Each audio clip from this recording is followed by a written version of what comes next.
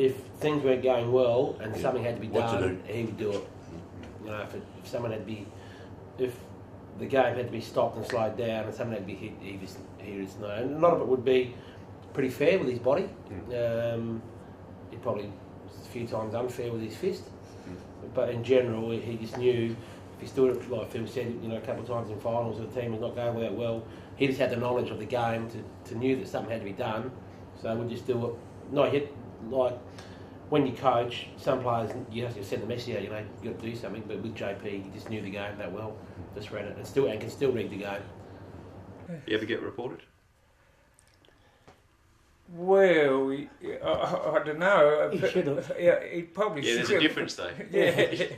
Yeah. No, I don't ever remember him getting reported.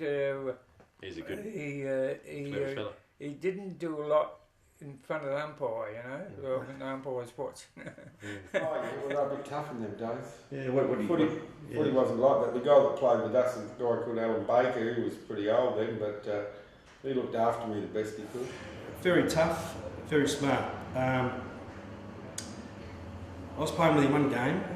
This guy knocked my ass over the head. He absolutely knocked my ass over the head. I was sitting on the ground, blowing, and this guy's running back like this. Cocky as anything. JP's come up to him and flattened him. He's out cold. And then, it's good to have teammates. He was gone. JP said, no, you know, like, that's what we do. I'm looking after you. Yeah. And I've had a lot of respect for him after that. When I started playing A-grade here, I was 16, 17, and JP was in the last years of his playing, and he had done the same thing for me. Yeah. Looked after me. Yeah. So, he was hard, mate. He was hard. I started watching him play when in the 77, when my brother was playing here. I used to come religiously each week and watch him play. He was hard at it, straight at the ball. If you got in the way, bad luck. His history, no biggie pardons, and he was great to watch. He was a sensational player. Some of the marks and tackles, and his attack on the ball was just great to go and watch. The opposition used to sort of look at him and go, you know, you'd have a 6'2" guy, and the guy would go, well, this is, you know, I'm going to have a good day here, and then all of a sudden, John's up on their back, either taking a mark or punching. So they used to get a bit of a shock. He could read a ball, read a game of football, and knew where to be. And very rare you'll find players actually do. They run with the flow. But he knew, like Jamie did too. But Jamie, one of the great things, wasn't playing for Centrals, but he knew where to be at the right time. Where the ball was coming, he'd know where the ball was. He'd be there all the time. And never shirked or run away. The body strength to stand his ground. You could, you know, he's only what's he, 5'10"? He's not even 5'8", 5'9". To play centre half back is in a tough era. It's a credit to him. I just, you know, and I think John might have been 17 or 18 playing A-grade, and I come over the club and I've just walked on, you know, to have a look to see him play, and he's taken this 3-tier mark in front of the crowd. Couldn't have timed it any better, couldn't have been a better spot for him, but pretty good mark. Probably best I've seen at the club ever. So. He used to jump, he used to sit on guys' shoulders and take hangers. You know, it's just a natural. And he just done what he wanted to do. He could probably go on other places and played it elsewhere. I can't remember what year it was. I went up to Darwin to play footy. It was a year after the cyclone, Tracy. So that was, Tracy was 72 or 74? 74, I reckon. 3-4. About 75. Who'd you play for up there? Waratahs. Went up there 74-5. Yeah. And you played together up and down? Yeah, when I first went up there, we got John up there to play. He come up on holidays, and we got Johnny up there to play a couple of games for us. That's with Waratahs. Yeah, with Waratahs, and we were playing St Mary's. They're a bit of a powerhouse side, and then we got coach had a bit of a problem with one of the blokes in the opposition side, with Michael Graham. So he threw Johnny Parks on him, old JP. That's the Michael Graham. The Michael Graham. Some people might not remember him, but he played 282 games for Sturt. And John was asked to stand him, and John didn't just stand him, he took marks on top of his head. Absolutely took him to the cleaners. Really? Mate, it was one of the best games of football I've ever seen a bloke play. John got the 3 votes that day, and Michael Graham won the medal that year. By the way, it wasn't just Michael Graham, it was Wilbur Wilson as well. It changed.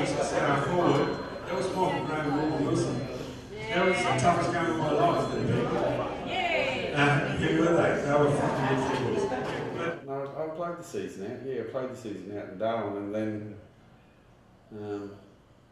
the guy who coached Arch Wilkie, he asked me if I wanted to go down and play in the New South Wales Country League. Yeah. So I went and played there for a year. Who's that for? Mango Park, Cookadinia United, MCU they were. And then when did I go to Sydney? I played a season in Sydney for a team called South Sydney, the Rabbitohs. Yeah. Because a group of us went over there. We left Adelaide and we stayed there. Yeah. And well, I left probably before the end of the season. Yeah. And then we made the finals. And they flew me over for the finals, and they didn't play. I played one game. They didn't play me in the others. In the finals? Yeah. Really? Don't know why. No, it wasn't formal, no? No, well, I flew back to play in the team. My mates were still living over there, so I stayed with them. And yeah, no big deal. What position, guys? Forgive me. Well, when I started, look, I used to play when I mainly centre back, and then as I got older, I just sort of rack roved and played half forward flank. Yeah, so you went from centre half back to rack roving and stuff. I mean, you could play a bit. Yeah, I had my chances. I could. Yeah, I played every spot really, but mainly centre half back. I played a lot for Kilburn. Like we won 77, 78. Played centre half back through that setup.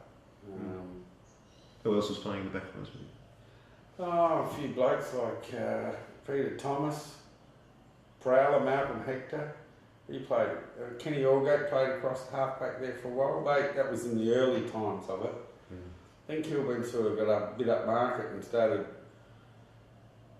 like paying players to come and play for the club. And in those times, in those late 70s, we had a lot of imports when we come to the club. So guys like JP, Spuddy Murphy, Rusty Summersides, Chrissy Baldwin, Trevor Longman, they were all hanging out for a premiership. So when we did go top, that was like gold to them.